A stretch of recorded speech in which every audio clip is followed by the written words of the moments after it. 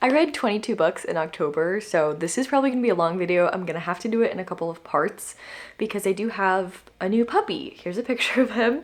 His name is Webster. He's currently asleep in his crate, so when he wakes up, I'm gonna have to go exercise him and then I will show him to you and you can see him. Okay, so the first book that I read this month was The Wife Between Us. It gets a 2-star from me. I did not enjoy it. The synopsis says, when you read this book, you will make many assumptions. You will assume you're reading about a jealous ex-wife.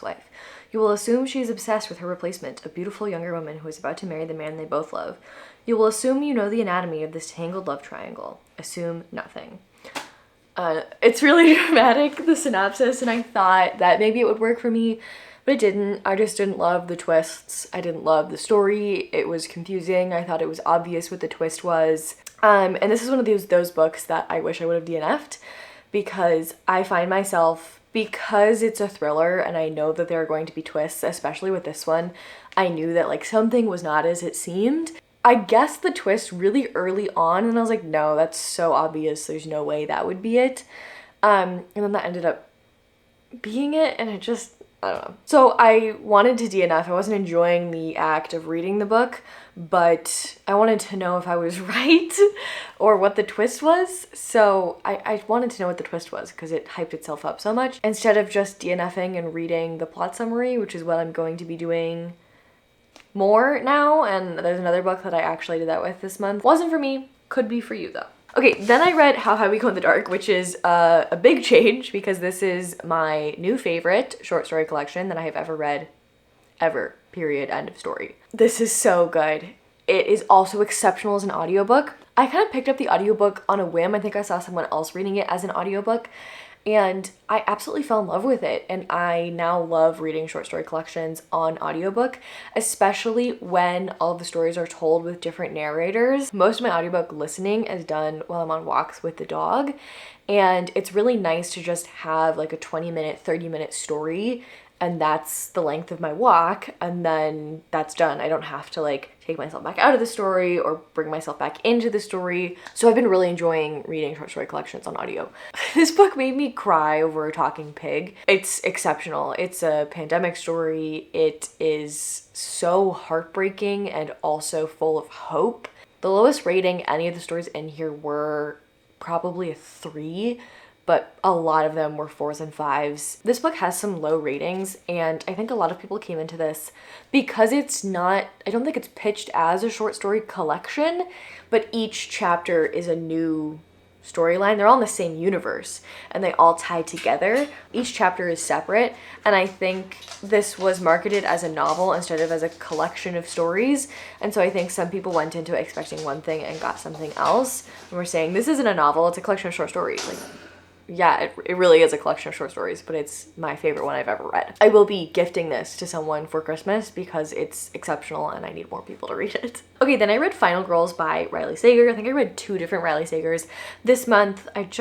His writing is so engaging, and when I'm reading it, I can't put it down. I'm always excited to pick it back up. I want to know what's gonna happen. I think this is my least favorite Riley Sager that I picked up, but it's still a 3-star. Like, I still enjoyed reading it. Our main character is a final girl. Like, she has experienced a situation in which she was the last one alive at this cabin with all of her friends. There are other women who this has also happened to, and so the media has dubbed them final girls after like the slasher genre trope. And so we're kind of following all of these 3 women and their relationships with each other and then like what really went down. There's lots of twists and turns. It's engaging, but I promptly forgot all of it.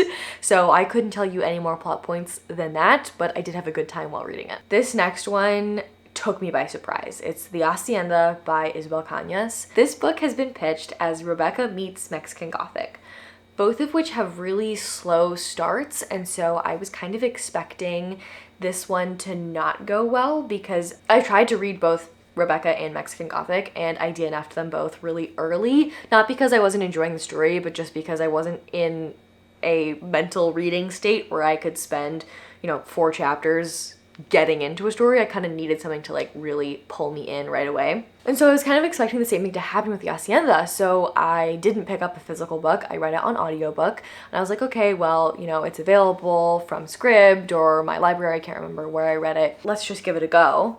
and I loved it. This is a 4.75.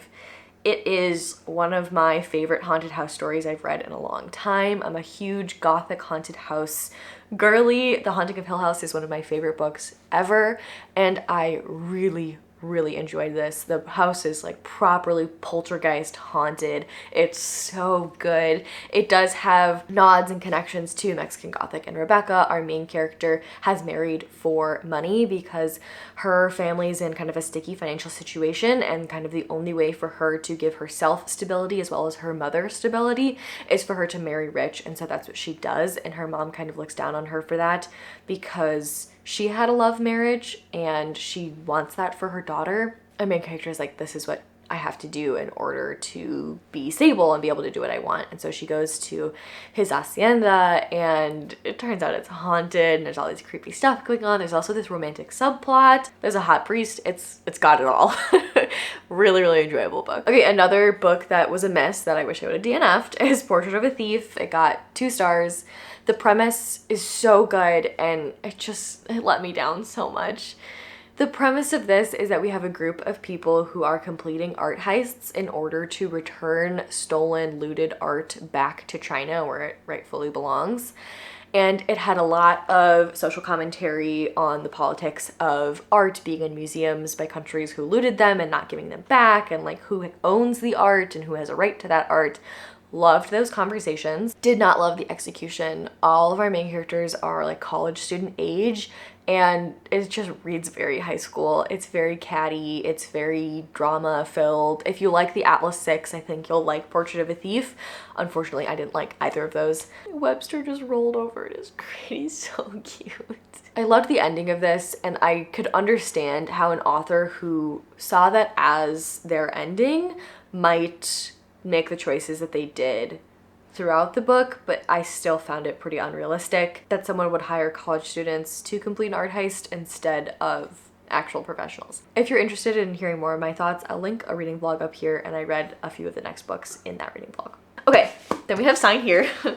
I encourage you to go watch that reading vlog if you're at all interested in this, because you guys, I really loved this. This is a 5-star. I really thought that this was gonna be a new favorite. I'm really glad that that actually happened, because I feel like I've been picking up a lot of things lately, like Portrait of a Thief, where the premise sounds so good and then the execution just falls flat for me.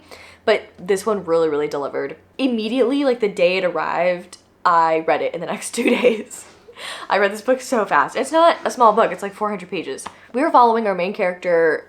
He's been stripped of his human name, and now he's called Peyote Trip, and he works in hell in the deals department, so he has to convince people on Earth to sign over their souls. It's so funny because we're learning all the quirks of hell, like the fact that the only alcohol you can drink there is Jägermeister. Another one of our main characters we're following is Calamity Ganon, which is the villain of my favorite video game franchise, Legend of Zelda, so that was really cool to see and hear.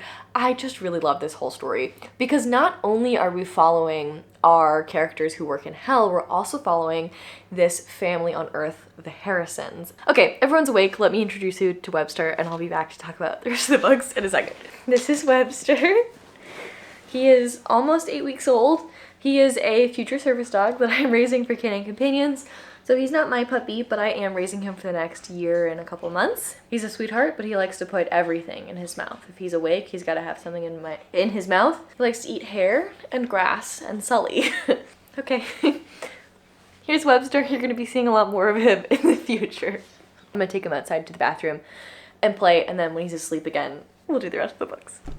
I'm back with special guest. I'm sitting on a dog bed, just bear with me. This is a debut, and it is genius. This storyline with the Harrisons is like an over-the-top crazy thriller, and then we also have this dark comedy with a lot of heart that's going on with our hell storyline. I just loved the way that this ended. I can't believe this is a debut. It is so beautifully crafted. I really want everyone to read this. So if that premise sounds interesting to you, I promise it packs such a punch. Okay, next Next we have Lakewood. This is an amazing medical horror. Our main character is participating in these clinical trials because her grandmother has just died and now she needs to support both herself and her mother because her mother has a lot of medical problems and medical debt, and she has some student loan debt. She's trying to go to college. So she ends up dropping out for a semester to go participate in these clinical trials called the Lakewood Project, and some stuff goes down. There's also a race element to this because most of the study participants are people of color. All the people performing the study are white. This was a 4-star read for me. I really enjoyed it. If you're interested in medical horror or want to try something in that genre, I highly recommend that you pick this up. This was also in that reading vlog. Then we have Ring Shout, and this went over the top. It was gross. It was fantastic. I cannot believe this is so short. The author packed so much information in not a lot of pages. This felt like a much larger story. The world building is incredible. There was joy in here. There was true disgusting horror in here. There was a romance plot. It was just all around amazing. The premise of this book is that the Ku Klux Klan summoned some demons, and so a lot of them turned into these demon monsters, and our main character is trying to hunt down those people. This book is steeped in history as well as having some really cool fantasy world building. Next up is Out There, and these stories are out there. This is the second short story collection I picked up because I loved How High We Go in the Dark so much. Oh my goodness, what a big yawn. This is a 4.5 star for me. I really enjoyed this. Oh, I didn't tell you, Ring Shout is also 4.5. I really enjoyed this. It just wasn't quite on the level as How High We Go in the Dark. These are like Twilight Zone type stories, Black Mirror type situation. Some of the stories in here really didn't work for me, but so many of them did, and I think that's what sets it apart from How High We Go in the Dark. I didn't rate anything in How High We Go in the Dark less than a 3-star, whereas some of these just didn't work for me, but I really loved a lot of these. Also great as an audiobook. I also read a ton of vampire stuff this month, and Woman Eating was the book that started this all off. This is a new favorite, 5 stars. I really enjoyed this. Our main character is a vampire, and we start the story where she is making her own way away from her mother for the first time in her life, and her mother has always told her that she has this human side and this demon side, and her human side is like the good parts of her, and the demon vampire side is so sinful and disgusting and a demon. And so she's got this view of herself as this awful creature, and the only reason she should stay alive is to keep that human side of her alive.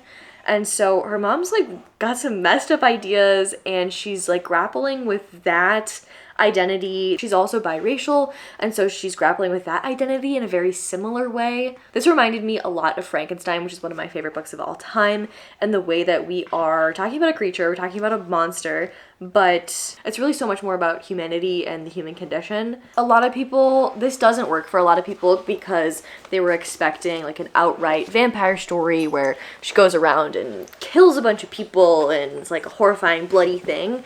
And it's really not that. Most of this book is talking about what it is to have a complicated identity, and also a lot about food because she's having to source blood for the first time, and she's having a hard time doing so, and so she's always hungry, and she's obsessed with food and eating, so she's watching like What I Eat in a Day and people eating on YouTube because she can't eat human food. All she can eat is blood. I loved the way that this ended. Just the whole thing was amazing, and it's really short. It packs a huge punch. I would highly recommend. I'm loving these vampire stories that are not vampire stories, which brings me to my next book, which is The Pallbearers Club. This is another vampire but not vampire story. This is really a book about a friendship and two friends remembering their relationship in different ways and the events that occurred in different ways. It's a book about memory. It's a book about friendship. It's a book about different realities. And the way that I experience something could be much different from the way that you experience it. 4 stars. Loved it. I can see why a lot of people hate it. They're expecting it to be a vampire story. They're expecting it to be like gross, over-the-top horror. It's not that. It's really, again, reminds me a lot of Frankenstein in the way that it's about these creature. It's a creature story, but it's not. Even less so than Frankenstein is, but we're really having a different discussion in here. I don't know if any of this is coherent because I didn't get a lot of sleep last night, My brain has two thoughts and they're both puppy. Okay, then I read Home Before Dark, which is the second Riley Sager that I read. Again, 3 stars. I did enjoy this. A lot of people were saying this was a ripoff of The Haunting of Hill House, and I thought they were talking about the book, but they were actually talking about the TV show. It is a very similar premise, and the fact that there's a haunted house. Someone wrote a book about it, and that book was very successful, and then we're following a daughter who doesn't think that the book is real, and they think that the parents made it up, and it's all a scam. And then she goes back to the house, and then things start happening. So it is very similar to the TV show, but not to the book, The Haunting of Hill House. I liked the way the ending and the explanation all came together. That was really enjoyable, but most of the plot points are out of my head already. It was kind of forgettable. I think my favorite Riley Sager is still Lock Every Door, and I think that's not an unpopular opinion. Okay, again, another vampire story. I read Carmilla. I've been hearing a lot of people say that this is amazing, incredible. It's a shorter vampire story than Dracula, but it came before Dracula. I don't think it's the first vampire story, but it's an earlier one than Dracula, and it's super short, and it's about a female vampire. And there's some sapphic elements to it, although questionable whether or not those are consensual. I didn't love this book as much as I thought I did, but I am choosing to read it as man thinks lesbians are so scary that he makes them vampires. I've been doing some reading about Carmilla, and I guess the discourse is about how the book never goes outright and says that homosexuality is bad and leaves it morally ambiguous, and that's very progressive for the time period, and that's why we like Carmilla. I don't know. It was good. I loved the audiobook. Unfortunately, it's only available on Audible, but the audiobook that's narrated by this full cast of characters, and one of them is David Tennant, was really, really good. I did not know that David Tennant narrated audiobooks. Exceptional. I don't know if I told you the rating, but it's 4 stars. Okay, then I read Not Good for Maidens, which is a 3.75. I really enjoyed it while reading it. Much more than I think the Riley Sagers, because I enjoyed the social commentary in it, and there was a bit of a sapphic situation going on in here, and it was also like a goblin human romance, which I thought was maybe gonna freak me out, but it didn't. It was like well done, tastefully done, and I did enjoy the story. The audiobook was a little tough to get into because there were a lot of different characters who had kind of similar personalities, and so it was kind of difficult for me to remember whose perspective I was in. So I recommend reading physically if you can for this one. 3.75 rating. This is a story that is like inspired by the Goblin Market. I love a literary reference type story. Those are sometimes my favorite things to read. So that's why I wanted to pick this up, even though I don't usually read young adult. I did very much enjoy it. It reminded me a lot of The Once and Future Witches. So I think if you liked that, this is a good comp, because we're still talking about witches, and we also have this Goblin Market fantasy situation that's going on, which is really cool to read about. And then there's also this quest / romantic subplot that is going on in both a past and a present timeline as well. Then I read 2 Part Sugar, 1 Part Murder, which was a 4 star. This is one of my favorite cozy mysteries I've ever read. This gave me everything that I wanted Magic Lies and Deadly Pies to give me, but didn't get out of that. I loved the fact that our main character has this gigantic dog, and she's inherited this dog. So her great aunt dies and leaves her her bakery, and also her giant dog and her house. And so she gets all of this inherited, but she has to work at the bakery for a year. And so she goes from this big city girl walking in her stilettos, being her business girl every single day, to living in this really small town, trying to run this bakery. She can't cook. Instead of like learning how to bake and cook and adapting that to be her new life, she takes her skills, her social media skills and her business skills, and uses that to make the bakery better, and I really loved that.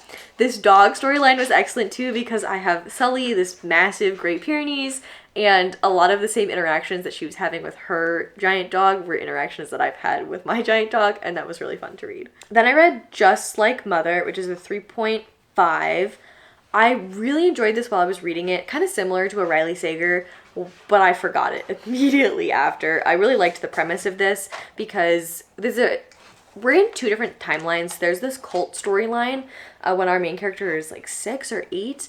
And then it's also her and her cousin who are both in this cult meeting up afterwards when they're both grown adults. And her cousin has this company where they have these dolls that are like practice babies for people who are trying to become mothers, or for people who are grieving the loss of a child. It's very Black Mirror, very creepy. The twists were fine. I liked how over the top it got, but it really quickly left my brain, so I can't give it any more than 3.5. Social commentary was great. Really liked the way that it was executed, just did not leave a lasting impression. Okay, then I read Am I the Asshole? A Modern Fairy Tale, and I have to explain this because this is demon erotica. And that's not what I usually read, but I was having just such a rough time in the middle of the month, and I needed something to like break me out of my funk.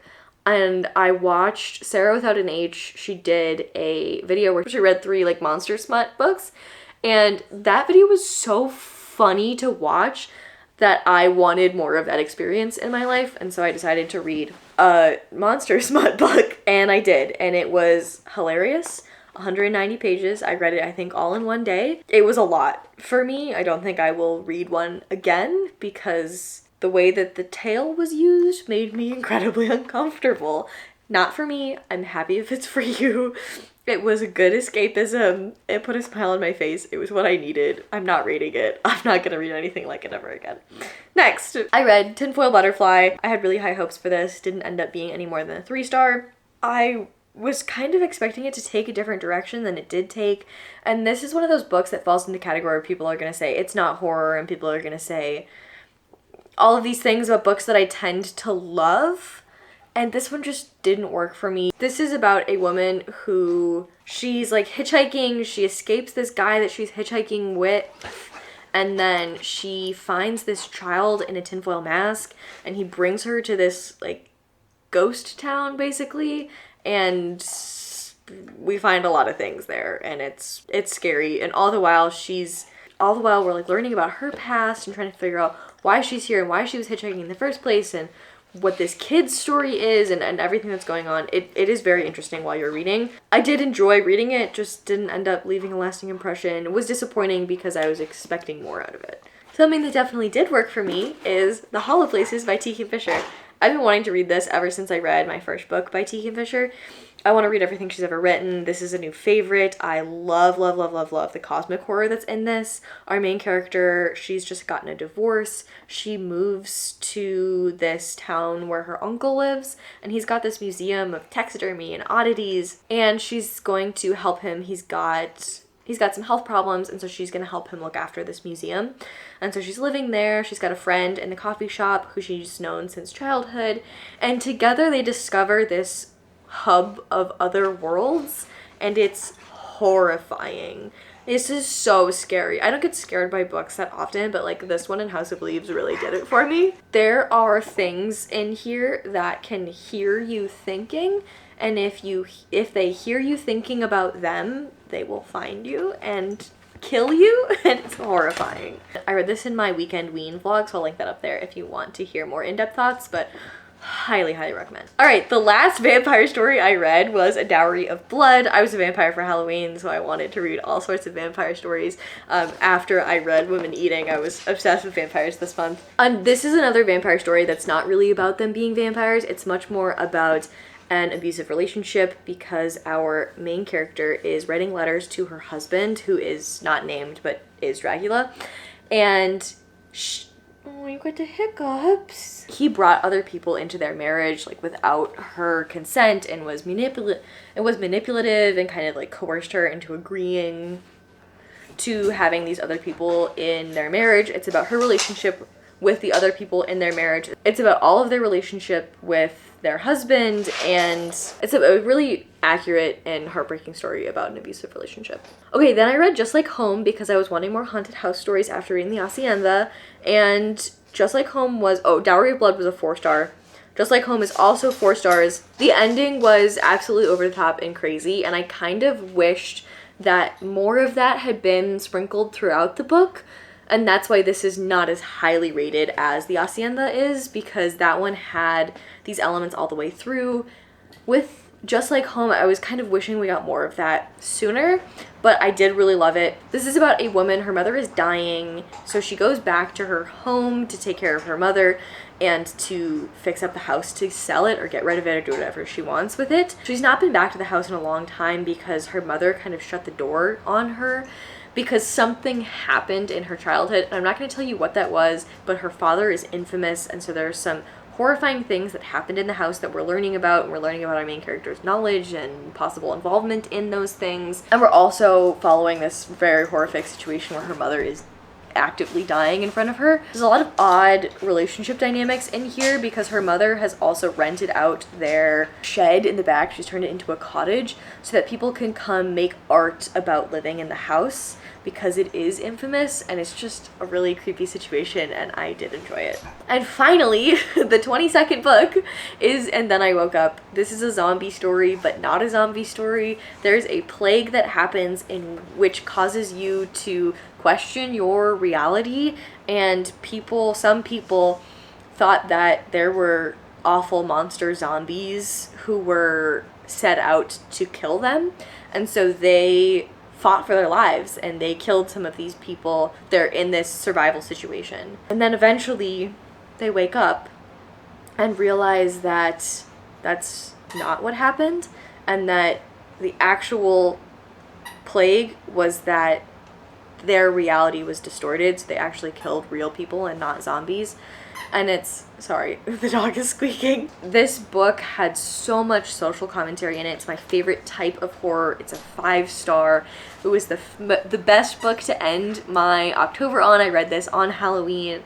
It was so good. I expected to like this, but I was completely blown out of the water with how good this was. I annotated the crap out of this. I would highly recommend if you're looking for short horror. It's not really a zombie story.